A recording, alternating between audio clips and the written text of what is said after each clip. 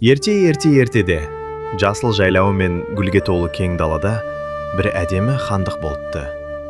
Сол хандықта Томирис атты кішкентай ханшайым өмір сүріпті. Томирис өте көңілді, мейірімді және қиялы бай қыз екен. Ол алтын сарайда тұрса да, көбіне далаға шығып, көбелектерді қуып, құстармен сөйлескенді жақсы көретін. Таңертең ол күнмен бірге оянып, «Сәлем күнім, бүгін қандай керемет күн болады екен?» деп күлімсірейтін. Бір күні Томирис жайлауда жүріп кішкентай қозыны кездестіреді. Қозы мұңайып тұр екен. «Неге көңілсізсің?» деп сұрайды ханшайым. «Мен анамнан адасып қалдым», дейді қозы.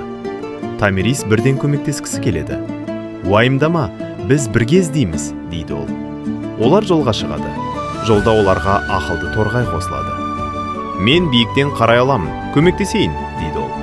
Сәлден кейін көңілді желде сыбдырлап, «Мен де сендерге жол көрсетемін», деп көмектеседі.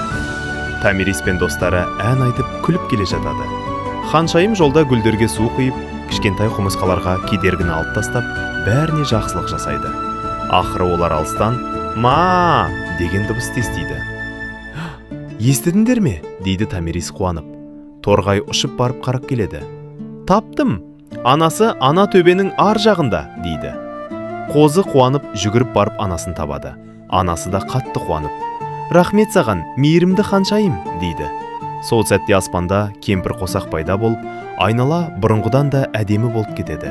Жел сыбдырлап, гүлдер жайқалып, «Жақсылық әр қашан қайтып келеді», дегендей болды. Томирис күлімсіреп сарайына қайтады. Сол күннен бастап ол әрдайым достарына көмектесіп, қуаныш сыйлап жүріпті. Ал кішкентай достар сол ханшайым туралы ертегіні тыңдап, «Біз де Томиристей мейірімді боламыз», деп армандайтын болыпты.